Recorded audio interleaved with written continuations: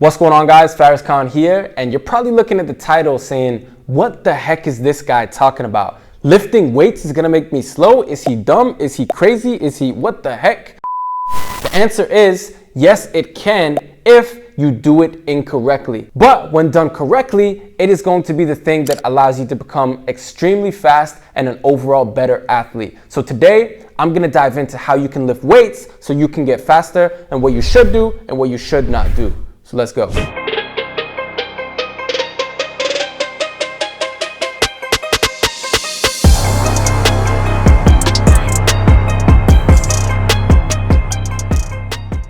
First things first, we need to understand that having large amounts of strength is going to be that base, that foundation that's going to allow you to train your power, your reaction, your change of direction, your speed, your jumping ability, and all aspects of performance better, okay? It all stems from you being strong in the first place. So a very important concept that I want to cover is the force velocity curve. If we take a look at it, we can see at the very top left, we have maximum strength. Now, these are activities where you're lifting about 85% or more of your 1 rep max. This is going to be very high in total force production, but it's very slow in rates of force development. You can see the velocity is pretty slow, and that's because you're not going to be able to lift that much weight that quickly. But because there's so much weight, you have to produce so much force just to let it move. Now, if we look at the very far right of this curve, we're going to see sprinting. Sprinting is the most elastic, the most ballistic thing that we can do. It is extremely high velocity,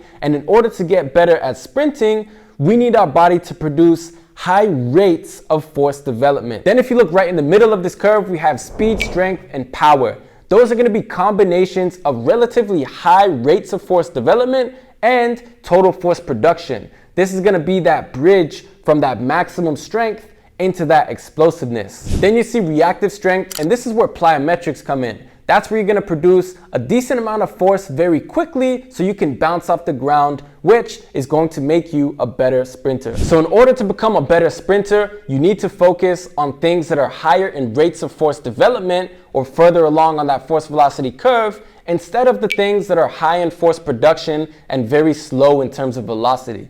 So now that we understand the basics of this concept, we can take a look at our training and our exercises and see, are the things that I'm doing actually gonna help me to become faster, or am I just producing tons of force and it's not gonna translate? Now, don't get me wrong here. Lifting is not bad, okay? If you're lifting for total force production for your maximum strength, then you're gonna be building a very solid base.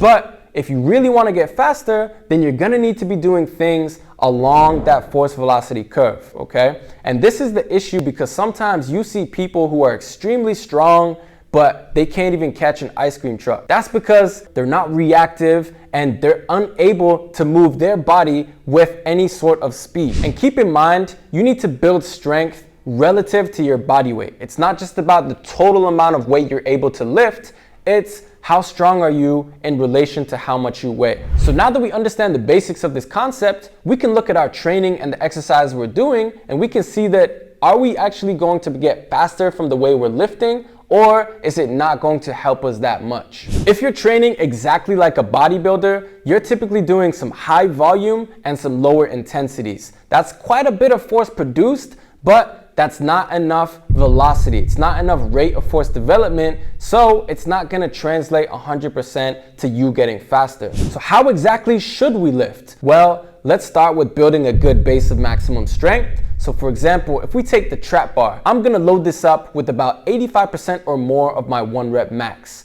Now, because the load is heavier, I'm not gonna be able to do high volume. So I'm gonna do about 2 to 5 sets of maybe 2 to 6 repetitions. And the closer I get to my 1 rep max, then the less amount of total reps I'm going to be able to do. This is going to be high amounts of force production, and it's going to be pretty taxing on the body, but it's what's gonna help set us up for the next phases. Focusing on maximum strength is something that I recommend putting a good amount of time into, because the better the base, then the better everything else will be. Now if we take that same trap bar, but this time we lighten the load to about 75% of our 1 rep max, because the load is lighter, we're going to be able to move it with higher velocities. So it's still gonna be kind of taxing, so we don't wanna do super high rep, but it is gonna help pave the way to us becoming more powerful. Now let's get into the reactive strength. Still using that trap bar, you're gonna take all the weight off or load it up very lightly, and you're just gonna jump with it, reacting very quickly off the floor, teaching your muscles to explosively contract and react, which is exactly what we need, as it's very high velocity and high rates of force development, which is gonna help us become a better sprinter. But this is something that you couldn't have just jumped into.